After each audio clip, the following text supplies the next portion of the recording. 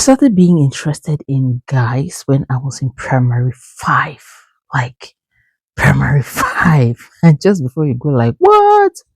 We listen, we do judge. So hold it right there and listen to me.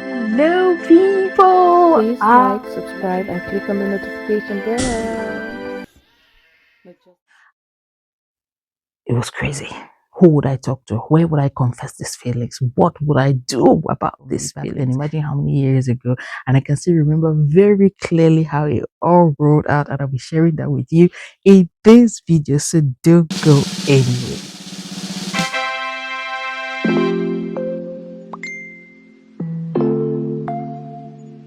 Hello, lovely people, and a wonderfully blessed hour to you from wherever you are watching. Thank you so much for coming back to my channel, Be Spires. I am so honored to be in your space today. For those of us who are watching for the first time, you are so welcome. Please do not leave without subscribing. And for my returning subscribers, my heart is out for you. Thank you so much for coming back to follow up, to be blessed, to be empowered, to be encouraged, and to learn something new. On These Pirates, we talk everything relationship, everything family, everything growth, everything finances, and building everyone to the best version of themselves. So, like I was saying back there, I started growing interest in guys when I was in primary five, primary school. Imagine back in the day, primary five, you're so young and everybody's expecting you to be so innocent, and you have these crazy thoughts going on in your mind. You know, it was crazy. I couldn't listen to the teacher in class, I couldn't focus on anything. I was a top pupil, but for the first time, I was number three in my class. Like I used to be the first. By the way, every parent used to be the first. Everybody's parents used to be the first in it. But I was actually always the first. And this guy shook my roots so bad. And guess what? While he was shaking my roots and I was focusing on him, I'm busy feeling he was busy making it to the top. So that term, I was third in class and he was the first. And guess what? I was happy. I was happy because it was him. Crazy. Oh my God. That you will fail, you lose your position to someone else and you're happy. Why? Because I liked him, you know. I had these feelings for him that I did not understand and I did not know what to do with. And I couldn't even bring myself to talk about it because how dare you? Like, when did you even get feel? Like, who even allowed you to have feelings? Where did you even take feelings from? Back in Africa, we know that that is a taboo. You cannot even go there now. You should never go there. Oh. Hey, your parents will finish you. And talk about my mom. My mom was raising a boy and seven girls, and six girls. You can imagine how hard. And she was a teacher. Like how do I even start say for talk the story? Say for primary five, boy the fair enter your eye. Fine with see. God. You know, but hey, I was happy. Like, you know, if someone had liked, he was making it. The guy was so smart, he was so clean, he was so neat, and I was like, oh my god. I didn't understand what was happening to me, you know, but somehow I had to manage this. I had to get off this pace. I had to get a grip of my life. And I did not know how that was going to happen. And I remember this day that I had it up to here and I felt like I was drowning and I just burst into tears and I started walking towards primary six. And guess who was in primary six at that time? No, she was in primary seven, I think. Guess who was in primary seven at that time? That was my big sister. So this is me walking towards her class and just crying. And I get there and I don't know what to say. I don't know even how to approach the subject.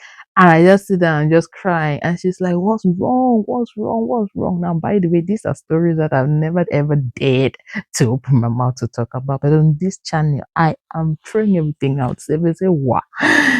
Yeah. So that happened. It actually did. And the guy, he, anyway, scratch that. So yeah, that was happening to me in primary five. For real. Like, I close my eyes, I see him, I open my eyes, I see him, he talks to any other person. I am so pissed. And that's what happens to a lot of our young persons today. There's no formal warning on how you're going to age or how age is going to play on you. Yeah, there's no formal warning that life gives you that this is going to happen.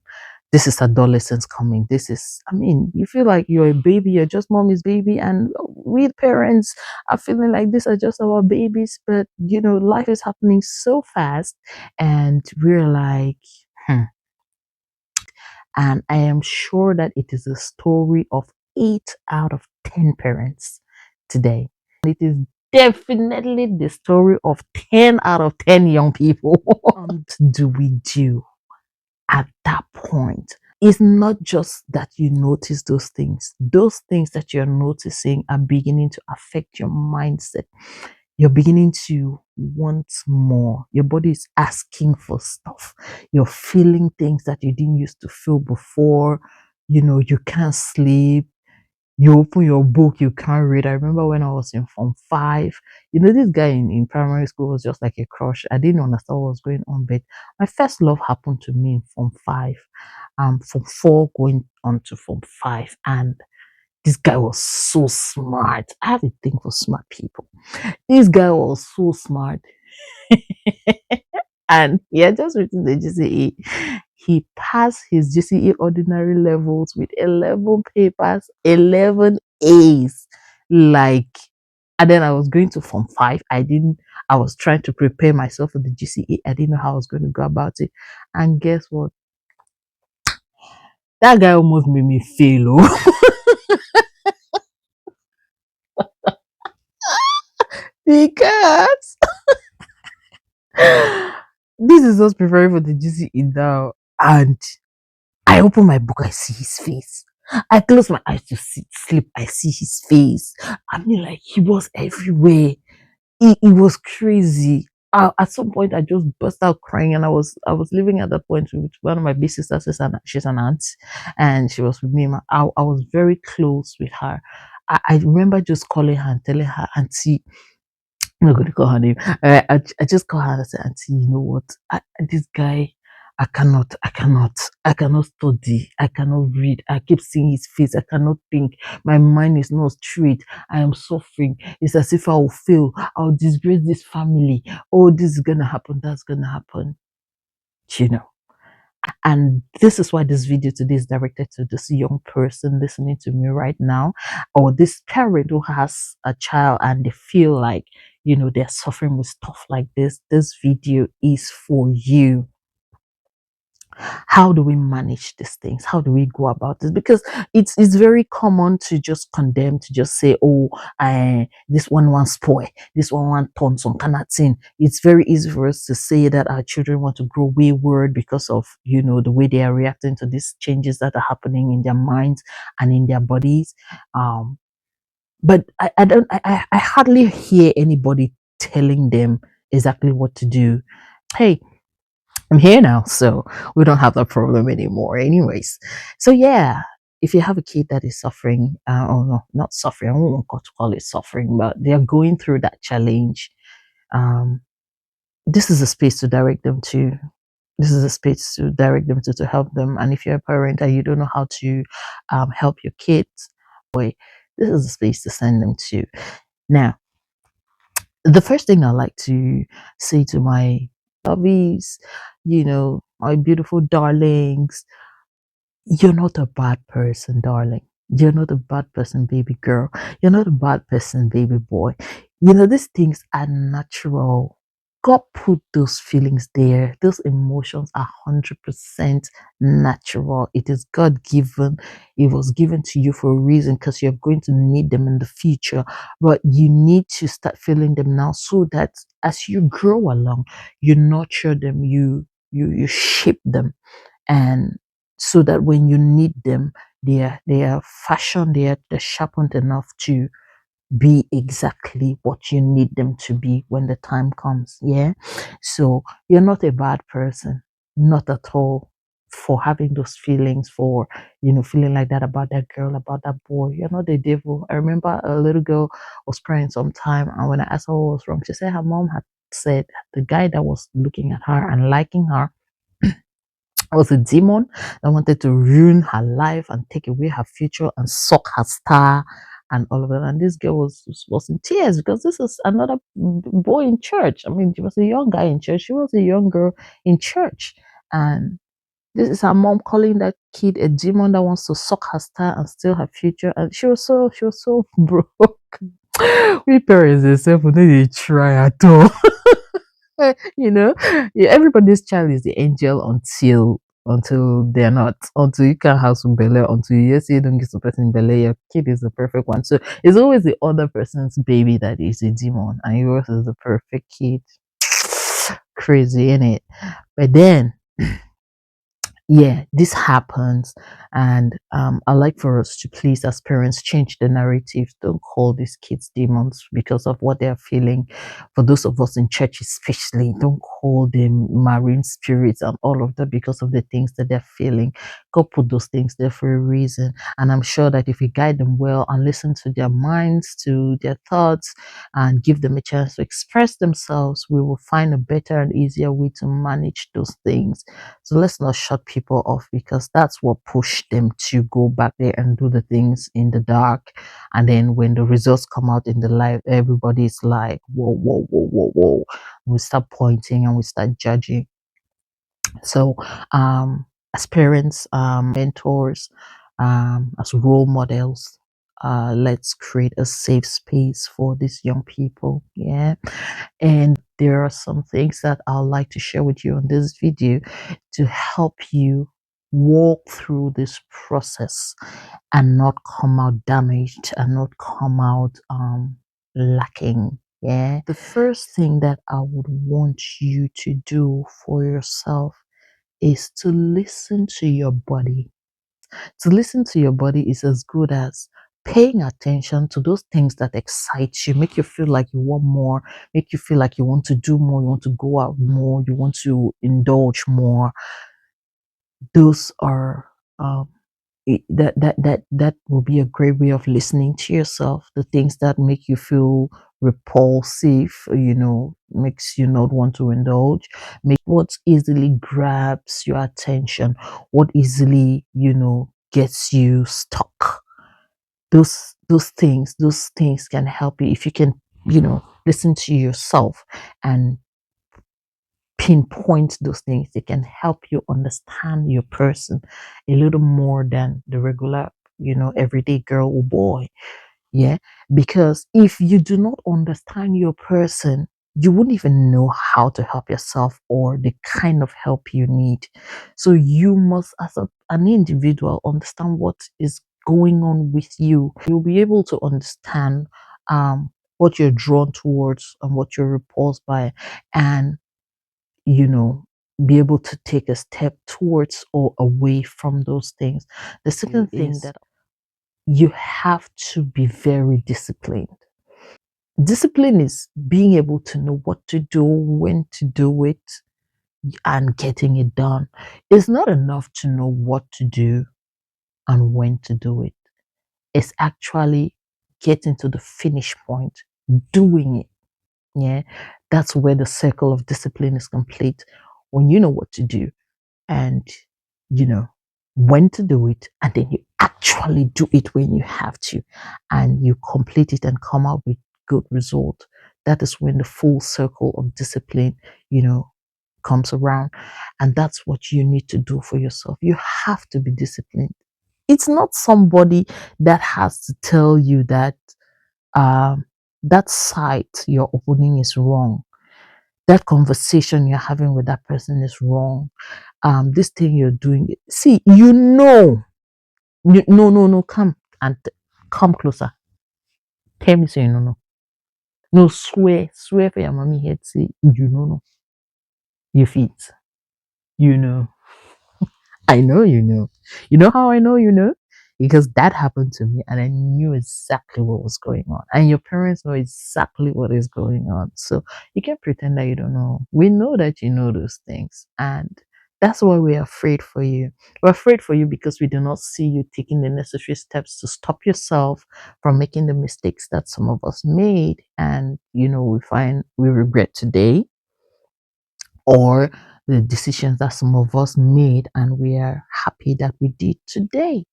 So you know exactly when you're going, of course. And as a disciplined child, you need to be able to stop yourself. Now I know it's hard. I know it's hard because temptation can be so tempting that you don't even know how to stop yourself. I know, to remind yourself how precious you are. You're precious, baby. You are so precious. Your body is precious. It's not just like we say, oh, your body is precious to God, is the temple of the Holy Spirit. Yes, all of that is true. But your body should be precious to you. Your body should be your gold. Like, you need a mix no. You need do thing anyhow no. Man and man will steals. You need to do things anyhow. You have to be that kind of person. You have to be so disciplined that you become, the topic of the day. There are some people that are so disciplined that they are hated because of their discipline, and that's fine. If you are that girl who raises her shoulder so high, if you are that boy who has said, it's my education first, my future first, I'm focusing on this first, even if nobody's talking to me, hey baby, that is fine. And I applaud you for that. Have to be that person to take upon yourself and tell yourself every other day that, you know what, this it's not time. It's not time yet. I can't do this now. I can wait. This can wait until I get to this point, until I can do this, until I can do that for myself, until I know where I am going to. Nobody's going to chase you into those dark places where you think you can go to. That's true. See your heart, you see your conscience. They are going to beat you up for the rest of your life.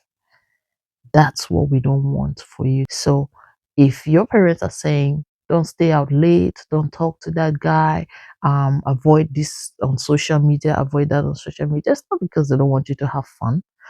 It's not because they don't want you to catch up with the time. No, it's because they understand that the world is moving, your world is moving so fast, and there's too much information out there that can destroy you because you're young and your mind is not that big.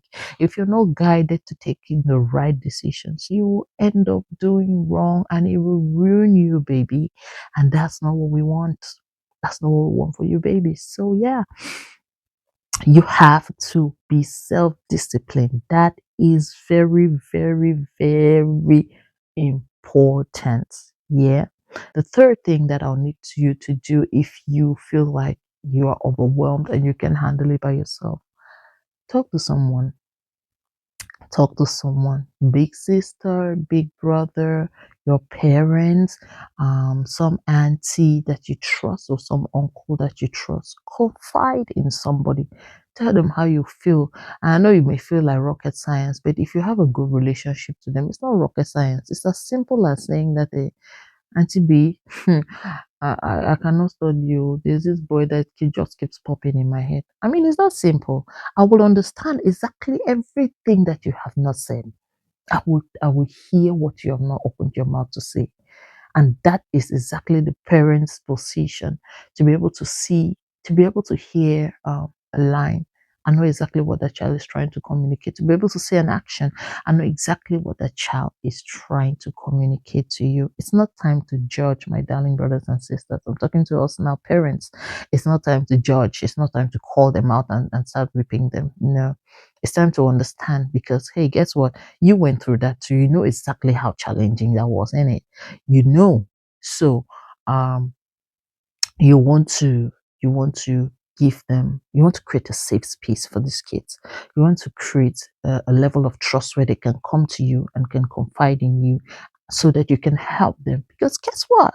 If we are not doing that now, I'm so tired of hearing this whole narrative of African parents are not close to their kids, African parents can't talk to their children. Oh, in Africa it's like this. I'm tired. Like, aren't you tired that your own kid is a stranger to you and would prefer to talk to someone else than talk to you? Even if you're hard as an African parent, I think that it's time, you climb the ladder a little and learn to create a safe space for your kid. Yeah. And I think that is going to help, that's going to help them a whole lot. So let's just push away this whole narrative of we're like this, we don't talk to the kids, we don't have relationship with our kids. Can people just be quiet about this thing? It's becoming too much and it's annoying. We bore these kids, we carry these kids. Our lives are for these kids. At this point, you're no longer thinking of dresses and shoes and looking all flashy and puffy. You have kids, they have grown. It's about investing in their lives and investing in their futures. And if we cannot bring ourselves to that space where they can trust us with this life and future that we're so badly trying to protect and shape, what are we doing? What are we doing? Some parents, it's a taboo to even talk about a boyfriend or a girlfriend. Now I understand your dynamics and I respect that. I understand your I don't know the word. Well, for lack of a better word, your standards. And um I know that you want to raise your kids in a particular way. Now it may work and it may not work. I pray it does, anyways. I pray it does, but I believe that there are more people, there are more of these children who need us to talk to them as parents than you know those that are not. There are more children who sit and wish, like, I wish I could tell my mom this, I wish I could tell my dad this. There are more of those kids out there than not. There's so much more. So as parents, please, let's create a safe space for these kids. Let them be able to come back to us, because if they're not talking to us, they're talking to the wrong people. If you look around you and you do not find somebody to talk to, come back to Be Spires. My email address is right there. Send me an email, talk to me. I'll be here waiting to help you. Yeah. Last but not the least, that I would advise you to do is to talk to God about it. How about that? Now, that's something that a lot of people minimize. And I'm saying this because it works. You can pray about it, you can talk to God about it. And I have never heard of anybody that asked God for help and He did not help them. I've never heard. God is close to every one of His baby girls and baby boys, which we all are. Do not let anybody fool you or condemn you. When you lie in your bed in that silent moment where you're just thinking about your life and that boy keeps flashing in your head or that girl keeps flashing in your head and you don't know what to do about it because they're about to wreck your world, it's time to say, God, please help me. I mean, that's a prayer, a sincere prayer from your heart. 2 lines. Father God, I don't know what to do about this. Please help me. He will come through for you. He can do it any and every how. Talk to God about it. And if you're a parent and you don't know how to approach your kids about this thing, pray about it. You're not praying about it that God should handle it. You're praying about it that God should help you handle it. Because you see these people and you see these things, they're happening to them physically. Sometimes just the spiritual will not help it, will not handle it completely. I'm not saying that it won't. I'm saying that sometimes it might not. And you have to take practical steps. You have to walk towards these kids and talk to them and actually practically help them out of the situation. You go to your parents first. That's the first and the safest place to go, because guess what, baby? These people are crazy about you, whether you like it or not. They may seem hard, they may talk hard, they may act hard, but they are so in love with you. They are so in love with you. So you want to do that. Yeah, you want to talk to your parents. And about that guy in primary five, should I tell you? We met a couple of years back in my restaurant. He came with his family. He's married. He had 2 wonderful kids at the time. I don't know about now. I had 2 wonderful kids, and he was still looking as handsome, as smart, as neat, with a very beautiful family. Imagine that at that time we had acted on our stupidity, we had acted on our little fantasies or little raging emotions, and we ruined life for ourselves. We will not have the beautiful life that we have today. So, my encouragement to you is that hold it back a little, hold back that feeling a little. Trust yourself to overcome. Be courageous enough to tell someone about it. Listen to your body and pull back when you need to. And most of all, pray about it.